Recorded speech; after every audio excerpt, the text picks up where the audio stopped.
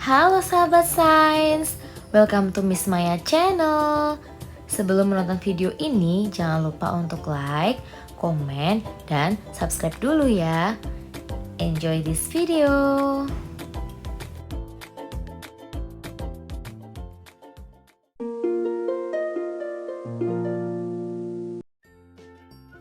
Halo sahabat sains, jumpa lagi di channel YouTube Miss Maya. Sebelumnya kita telah mempelajari tentang listrik statis. Nah, sekarang kita akan mulai mempelajari tentang listrik dinamis. Kira-kira apa ya perbedaan listrik statis dan listrik dinamis? Listrik statis dan dinamis dibedakan berdasarkan muatan listriknya yang diam dan bergerak. Sesuai kata statis yang berarti tidak bergerak, maka listrik statis merupakan listrik yang diam karena muatan listrik tidak bergerak. Kebalikannya, listrik dinamis merupakan listrik yang bergerak karena muatan listriknya juga bergerak. Muatan listrik yang bergerak ini disebabkan karena adanya arus listrik.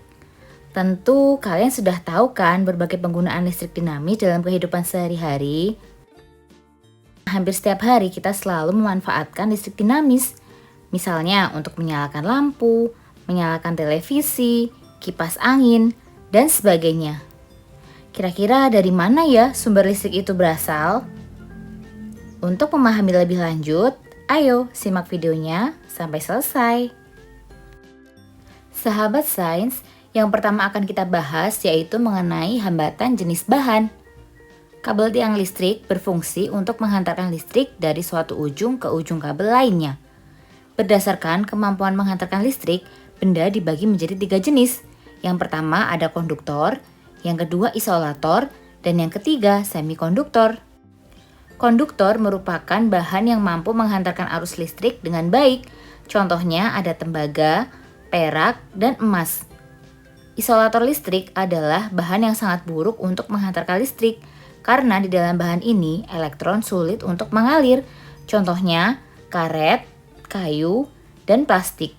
Sedangkan semikonduktor adalah suatu bahan yang jika berada pada suhu tinggi bersifat sebagai konduktor, sementara pada suhu rendah bersifat sebagai isolator. Contohnya karbon, silikon, dan germanium. Kemampuan suatu bahan untuk menghantarkan listrik akan semakin baik apabila hambatan jenis bahan tersebut semakin kecil. Berikut merupakan beberapa nilai hambatan jenis bahan. Secara matematis, persamaan hambatan kawat adalah sebagai berikut. R sama dengan Rho dikali L per A, di mana R merupakan hambatan kawat dengan satuan ohm, Rho merupakan hambatan jenis kawat dengan satuan ohm meter, L merupakan panjang kawat dengan satuan meter, dan A merupakan luas penampang kawat dengan satuan meter persegi. Sekarang kita coba ke contoh soalnya ya. Sebuah kawat tembaga memiliki luas penampang 2 mm persegi. Jika panjang penghantar 2000 meter dan hambatan jenisnya 0,02 ohm meter, berapakah nilai hambatan kawatnya? Langsung saja yuk kita jawab. Pertama-tama kita tulis yang diketahui dulu ya, yaitu A-nya. Luas penampangnya 2 mm persegi. Kita ubah ke dalam meter, sehingga diperoleh hasil 2 kali 10 pangkat min 6 meter persegi. Kemudian L-nya 2000 meter dan Rho-nya 0,02 ohm meter. Yang ditanyakan adalah R-nya atau besar hambatan kawatnya. Nah, langsung saja kita tulis rumusnya. R sama dengan Rho dikali L dibagi A. Kita masukkan angka-angkanya. Kita hitung. Dan diperoleh hasil yaitu 2 kali 10 pangkat 7 ohm. Nah, bagaimana sahabat sains? Mudah kan? Yang selanjutnya kita bahas yaitu arus listrik. Sahabat sains, elektron akan mengalir dari benda yang kelebihan muatan elektron atau memiliki potensial rendah ke benda yang kekurangan elektron atau berpotensial tinggi. Atau dengan kata lain, elektron mengalir dari kutub negatif ke kutub positif. Sedangkan arus listrik berkebalikan dari elektron, yaitu mengalir dari potensial tinggi ke potensial rendah. Sebelum kita membahas mengenai arus listrik, kalian harus paham dulu bahwa terdapat rangkaian listrik yang terbuka dan tertutup seperti tampak pada gambar berikut ini. Pada rangkaian listrik tertutup dapat ditentukan besar arus listrik yang mengalir pada rangkaian dengan menghitung besar muatan listrik yang mengalir pada rangkaian setiap detiknya. Secara matematis, besar arus listrik ditulis sebagai berikut. I sama dengan Q dibagi T, di mana I merupakan kuat arus listrik dengan satuan ampere, Q merupakan muatan listrik dengan satuan kolom, dan T merupakan waktu dengan satuan detik. Pada rangkaian listrik tertutup, pembawa muatan listrik adalah elektron, sehingga besarnya muatan ditentukan oleh jumlah elektron, yaitu Q sama dengan N dikali E, sehingga I sama dengan N dikali E dibagi T. Dengan keterangan I merupakan arus listrik dengan satuan ampere, N merupakan jumlah muatan listrik, E merupakan muatan elektron dengan satuan kolom, dan T merupakan waktu dengan satuan detik. Sekarang kita coba ke contoh soalnya ya. Arus listrik sebesar 10 mA mengalir pada sebuah kawat penghantar selama 60 detik. Jumlah muatan yang berpindah pada kawat penghantar adalah... Nah, pertama-tama kita tulis dulu ya yang diketahui, yaitu arus listriknya sebesar 10 mA. Nah, tapi ini kita ubah dulu ke dalam ampere ya. Dibagi 1000 sehingga diperoleh 0,01 ampere. Kemudian T-nya yaitu 60 detik. Yang ditanyakan adalah Q-nya, jumlah muatannya. Nah, maka langsung saja kita jawab. Kita masukkan rumusnya, I sama dengan Q dibagi T. Kita masukkan angkanya, I-nya sudah diketahui yaitu 0,01, kemudian Q-nya yang ditanyakan maka kita tulis Q, kemudian T-nya 60. Nah, karena yang ditanyakan Q maka kita kalikan silang, Q sama dengan 0,01 dikali 60, sehingga diperoleh Q sebesar 0,6 kolom. Mudah kan sahabat sains? Yang kita bahas selanjutnya yaitu mengenai rangkaian listrik. Sahabat sains, terdapat dua jenis rangkaian listrik, yaitu rangkaian listrik seri dan rangkaian listrik paralel. Rangkaian listrik seri yaitu rangkaian listrik yang tidak memiliki percabangan kabel. Rangkaian listrik seri mengakibatkan aliran listrik akan terputus jika salah satu ujung kabel terputus, sehingga tidak ada arus yang mengalir di dalam rangkaian dan seluruh lampu akan mati. Sedangkan rangkaian listrik paralel adalah rangkaian listrik yang memiliki percabangan kabel. Jika salah satu ujung kabel terputus, maka arus listrik akan tetap mengalir pada kabel lainnya yang masih terhubung dan beberapa lampu lainnya akan tetap menyala. Bagaimana sahabat sains, kalian sudah paham kan mengenai perbedaan rangkaian listrik seri dan rangkaian listrik paralel? Nah, sebelum kita memahami mengenai rangkaian hambatan listrik, terlebih dulu kita harus memahami mengenai hukum Ohm. Apa sih hukum Ohm itu? Hukum Ohm menyatakan bahwa kuat arus yang mengalir dalam rangkaian akan sebanding dengan tegangan dan berbanding terbalik dengan hambatan yang terdapat dalam rangkaian. Secara matematis dituliskan dalam persamaan berikut ini. I sama dengan V dibagi R, di mana I merupakan kuat arus listrik dengan satuan ampere, V merupakan tegangan listrik dengan satuan volt, dan R merupakan hambatan listrik dengan satuan ohm. Setelah kalian memahami mengenai hukum Ohm, mari kita bahas mengenai rangkaian hambatan listrik seri dan paralel. Nah, kita bahas yang seri dulu ya. Pada rangkaian seri, kuat arusnya bernilai sama, tetapi tegangannya berbeda-beda. Rangkaian seri dapat dilihat pada gambar berikut ini. Berdasarkan persamaan hukum Ohm, maka bisa kita tuliskan Vs sama dengan Is dikali Rs. S ini menunjukkan keterangan seri ya pada rangkaian seri. Nah, kita masukkan I1 dikali R1 ditambah I2 dikali R2 dan seterusnya sampai IN dikali Rn tergantung banyaknya jumlah rangkaian yang ada ya. Nah, karena Is itu sama dengan I1 sama dengan I2, karena kan tadi kita tahu ya bahwa I pada rangkaian seri itu nilainya sama. Jadi baik Is, baik I1 maupun I2 itu nilainya sama. Nah, maka bisa kita tuliskan Vs sama dengan Is dikali R1 ditambah Is dikali R2 dan seterusnya sampai IN dikali RN. Nah, maka bisa kita tuliskan VS-nya bisa kita ganti ya dengan IS dikali RS. Kemudian kita keluarkan IS-nya sehingga diperoleh hasil R1 ditambah R2 ditambah R3 dan seterusnya. Sehingga diperoleh RS yaitu R1 ditambah R2 ditambah R3 dan seterusnya. Jadi untuk N buah hambatan yang disusun seri, maka hambatan penggantinya adalah R total sama dengan R1 ditambah R2 ditambah R3 dan seterusnya sampai R yang ke N. Sekarang kita ke contoh soal ya. Perhatikan gambar berikut ini. Nah, diketahui rangkaian seri seperti pada gambar ya. Nah, yang ditanyakan adalah berapakah hambatan totalnya. Nah, ini mudah sekali ya. Sesuai dengan rumus yang sudah kita bahas sebelumnya, untuk mencari hambatan total pada rangkaian seri, maka langsung saja kita jumlahkan hambatan pada setiap resistornya. R total sama dengan R1 ditambah R2 ditambah R3 ditambah R4. Langsung saja kita masukkan angkanya.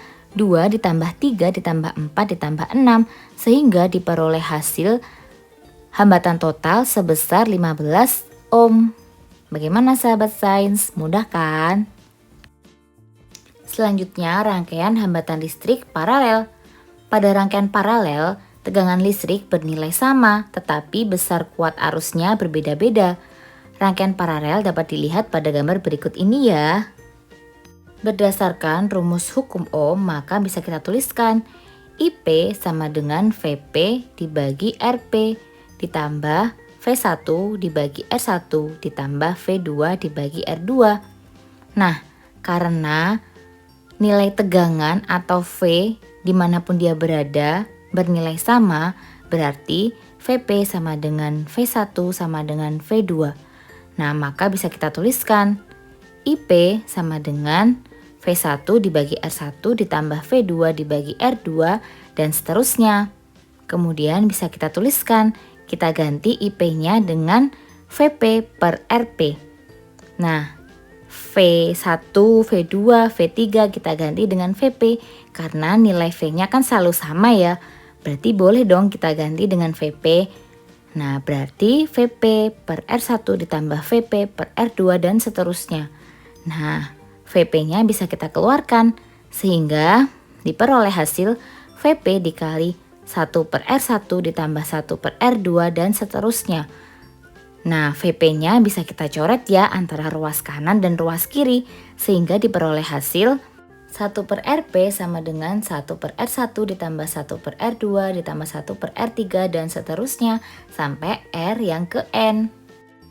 Jadi untuk N buah hambatan yang disusun secara paralel, maka hambatan penggantinya adalah 1 per R total sama dengan 1 per R1 ditambah 1 per R2 ditambah 1 per R3 dan seterusnya sampai banyaknya jumlah R yang ditanyakan. Untuk lebih memahaminya, mari kita coba latihan soal ya. Nah, perhatikan gambar rangkaian paralel berikut ini. 3 buah hambatan masing-masing besarnya 2 ohm, 3 ohm, dan 6 ohm dirangkai paralel dengan kuat arus yang masuk sebesar 18 ampere. Nah, yang ditanyakan adalah berapakah hambatan totalnya. Nah, sesuai dengan rumus yang sudah kita bahas sebelumnya, untuk mencari hambatan pengganti pada rangkaian paralel yaitu persamaannya 1 per R total sama dengan 1 per R1 ditambah 1 per R2 ditambah 1 per R3. Maka langsung saja kita masukkan angkanya. 1 per R total sama dengan 1 per 2 ditambah 1 per 3 ditambah 1 per 6. Nah, ini kita samakan penyebutnya ya, yaitu dengan angka 6 sehingga diperoleh 3 ditambah 2 ditambah 1 dibagi 6. Hasilnya 6 per 6 yaitu 1 sehingga hambatan pengganti pada rangkaian paralel tersebut yaitu sebesar 1 ohm. Bagaimana sahabat sains? Mudah ya? Jadi yang perlu diingat adalah ketika kita mencari hambatan pengganti pada rangkaian seri, langsung saja kita tambahkan hambatannya. Sedangkan pada rangkaian paralel juga kita tambahkan tetapi dibuat 1 per. Begitu ya sahabat sains. Yang selanjutnya mengenai sumber arus listrik. Sahabat sains, listrik adalah energi, sehingga sesuai dengan hukum kekekalan energi, untuk menghasilkan energi listrik perlu adanya alat yang dapat mengubah energi lain menjadi energi listrik. Secara umum, sumber arus listrik terdiri dari dua jenis, yaitu sumber arus bolak-balik atau yang biasa kita kenal dengan AC dan sumber arus searah atau DC. Berikut merupakan tabel jenis sumber arus listrik, baik yang DC maupun yang AC. Elemen volta, baterai, dan akumulator adalah sumber arus DC yang dihasilkan dari reaksi kimia, sehingga disebut juga sebagai elektrokimia. Berdasarkan dapat atau tidaknya diisi ulang, sumber arus listrik dibedakan menjadi elemen primer dan elemen sekunder. Elemen primer adalah sebutan bagi sumber arus listrik yang tidak dapat diisi ulang ketika energinya habis. Contohnya seperti baterai kering dan elemen volta. Sedangkan elemen sekunder adalah sebutan bagi sumber arus listrik yang dapat diisi ulang ketika energinya habis. Contohnya seperti akumulator dan baterai li-ion yang digunakan pada telepon genggam atau kamera. Yang selanjutnya yaitu mengenai daya listrik. Besarnya energi listrik yang mengalir atau diserap dalam sebuah rangkaian atau sirkuit listrik setiap detik disebut dengan daya listrik. Sedangkan jika dilihat dari konsep usaha, pengertian daya listrik yaitu besarnya usaha dalam memindahkan muatan persatuan waktu atau jumlah energi listrik yang dipakai setiap detik. Secara matematis, persamaan daya listrik dapat dituliskan sebagai berikut. P sama dengan E dibagi T, di mana P merupakan daya listrik dengan satuan watt, E merupakan energi listrik dengan satuan joule, dan T merupakan waktu dengan satuan detik. Sekarang kita coba ke contoh soal ya. Vero menyalakan lampu berdaya 10 watt selama 8 jam. Berapakah besarnya energi listrik yang dibutuhkan untuk menyalakan lampu Vero? Nah, langsung saja ya kita tulis yang diketahui dulu, yaitu dayanya atau P-nya sebesar 10 watt, kemudian waktunya 8 jam, kita ubah dulu ke dalam detik, yaitu dikali dengan 3600. 8 dikali 3600 hasilnya 28.800 sekon. Yang ditanyakan adalah E-nya atau energinya. Maka kita tulis rumusnya ya, kalian masih ingat kan rumus daya? Yaitu P sama dengan E dibagi T. Kita masukkan angkanya, P-nya sudah diketahui ya, yaitu 10. Kemudian E-nya yang ditanyakan, maka kita tulis E dibagi dengan T-nya, 28.800. Karena yang ditanyakan adalah E-nya, maka kita kalikan silang. E sama dengan 10 dikali 28.800, maka hasilnya adalah 288.000 joule. Kita ubah ke kilojoule ya. Maka dibagi 1000, sehingga hasilnya adalah 288 kilojoule. Jadi besarnya energi yang dibutuhkan untuk menyalakan lampu selama 8 jam adalah 288 kilojoule. Bagaimana sahabat sains? Mudah kan? Sahabat sains, demikianlah pembahasan kita mengenai listrik dinamis. Sekarang kalian sudah paham kan perbedaan dari listrik statis dan listrik dinamis? Nah, untuk mengetahui seberapa jauh pemahaman kalian mengenai subbab ini, coba kalian kerjakan soal evaluasi berikut ini ya. Videonya bisa kalian pause dulu, lalu dikerjakan. Jawabannya akan Miss Maya bahas pada akhir video pembahasan bab ini ya. Jadi jangan lupa untuk subscribe channel ini agar kalian tidak ketinggalan video terbaru Miss Maya. Share ke teman-teman kalian juga ya. Tetap semangat belajar sahabat sains. Thank you for watching sahabat sains. See you on my next video. Bye bye.